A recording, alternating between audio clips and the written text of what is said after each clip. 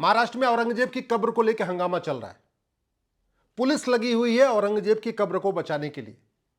लेकिन सवाल यह है कि जिस वहशी दरिंदे ने हमारे पूर्वजों की हत्या किया, और 100, 200, हजार नहीं, लाखों पूर्वजों की हत्या किया, लाखों लाखों माताओं और बहनों का बलात्कार करवाया अपने सैनिकों से, जिसके कारण हमारी माताओं और बहनों ने जौहर किया, उसकी कब्र को पुलिस क्यों बचा रही है, पुलिस क्यों प्रोटेक्ट कर रही है?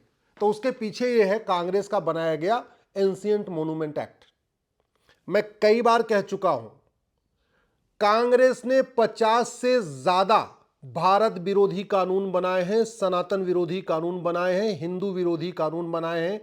कांग्रेस ने गुलामी का नाम चलता रहे, गुलामी का निशान चलता रहे, गुलामी की कुरीतियां चलती रहे, गुलामी की कुप्रथाएं चलती रहे, उसके लिए कानून बाकायदा संसद में बनाया है।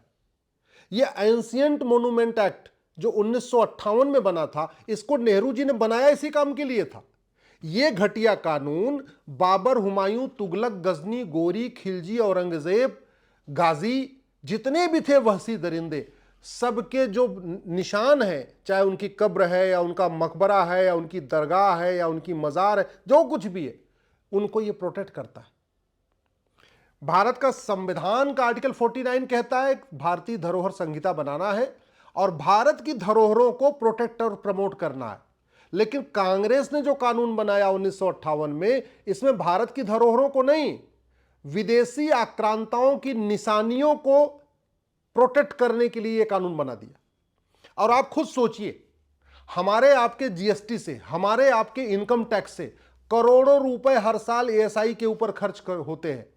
एएसआई के अधिकारियों पे, एएसआई के कर्मचारियों पे, एएसआई के लोगों के वेतन भत्ता पे, एएसआई का ऑफिस मेंटेन करने पे। और ये एएसआई का ऑफिस करता क्या है?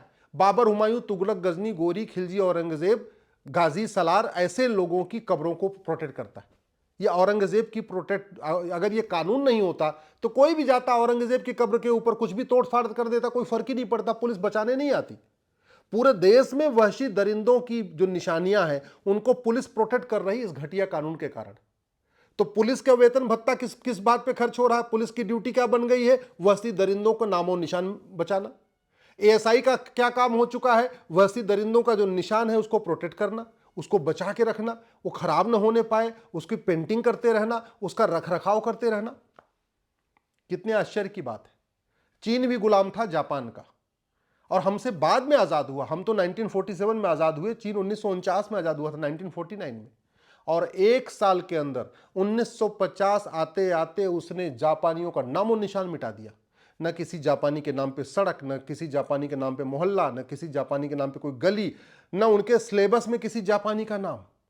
उन्होंने अपने सिलेबस से भी हटा दिया। अपने बच्चों को पढ़ाया भी नहीं कि चीन कभी गुलाम था। और हम आज भी अपने बच्चों को पढ़ा रहे हैं हम गुलाम थे। आज भी हम उनका महिमा मंडन कर रहे हैं। और इन वहशी दरिंदों के नाम पे सड़कें बनी हैं, मोहल्ले बनी हैं, गलियां बनी हैं, उनकी कब्रें बनी हैं, उनके मकबरे बने हैं, दुनिया भर की चीजें। अरे जगह हमारी, मिस्त्री हमारे, सीमेंट बालू हमारा, सारे कारीगर लेबर हमारी, सब कुछ हमारी। तो फिर वहशी दरिंदों का नामो निशान मिटाने में क्या दिक्कत है?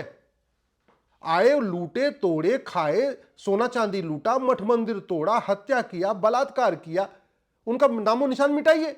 लेकिन नामो निशान मिटाने के पहले इस कानून को मिटाना पड़ेगा। यह कानून बीच में बाधा है। मैं बार बार कह चुका हूं, पहले भी कह चुका हूं, यह place of worship act Congress ने बनाया था, जो हमारे मठ मंदिर तोड़े गए थे उनको लीगलाइज करने के लिए, हम उसको वापस न ले पाए। और यह एंशिएंट मोन्यूमेंट एक्ट बनाया था, गुलामी का नामो निशान कंटिन्यू रहे। इसी घटिया कानून के कारण जिस मुर्शीद खान ने मुर्शिदाबाद बना दिया, उसकी कब्र को हम तोड़ नहीं सकते। इसी घटिया कानून के कारण जिस मिर्जा ने विंध्याचल को मिर्जापुर बनाया, हम उसकी कब्र को, उसकी मजार को, उसकी दरगाह को, उसके नामो निशान नहीं मिटा पा रहे। इस घटिया कानून के कारण जिस जौना खान ने जमदग्नीपुरम बनाया और वहां के अटाला मंदिर को तोड़ के अटाला मस्जिद बनाया, ना हम अटाला मस्जिद वापस ले पा रहे, वहां पे मंदिर बना पा रहे, ना हमने आज तक जमदग्नीपुरम को जौनपुर किया, जौनपुर को जमदग्नीपुरम किया। तो ऐसे वहशी दरिंदे, मुजफ्फर खां हुआ जिसने विदेह को मुजफ्फरपुर बना दिया, या होशियार खां जिसने विराट को होशियारपुर बना दिया, या गाजी खां जिसने गजप्रस को गाजियाबाद बना दिया, या फरीद खां जिसने तिलप्रस को फरीदाबाद बना दिया, या फरूख खां जिसने पंचाल को फरुखाबाद बना दिया, या मुराद खां जिसने रामगंगानगर को मुरादाबाद बना दिया, या बेगू खां, या शरीफुद्दीन, या दरभंग खां, या जमाल खां, या अहमद शाह जिसने कर्णावती को अहमदाबाद बना दिया। ऐसे की नामो निशान क्यों चाहिए? मैं सरकार से निवेदन कर रहा हूं, कांग्रेस के द्वारा बनाए गए एंशिएंट मोनूमेंट एक्ट 1958 और प्लेस ऑफ वर्शिप एक्ट 1991, इन दोनों कानूनों को खत्म करिए। एक भारतीय नामकरण संहिता बनाइए और भारत में जो 1000 स्थानों का नाम वहशी दरिंदों के नाम पे चल रहा है उनको खत्म कर दीजिए।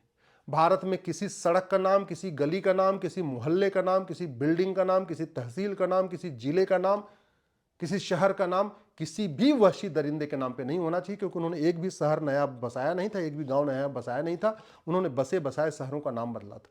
और ऐसे ही ये प्लेस ऑफ वर्शिप एक्ट खत्म करिए और वहशी दरिंदों ने जितने हमारे मठ मंदिर तोड़े थे उनको रिस्टोर हम कर सकें, उसके लिए भारतीय एक धर्मस्थल संहिता बनाइए, एक भारतीय धरोहर संहिता बनाइए, एक भारतीय नामकरण संहिता बनाइए और गुलामी का नामो निशान मिटाइए। ये जब तक कानून नहीं खत्म होंगे तब तक ये हंगामा चलता रहेगा।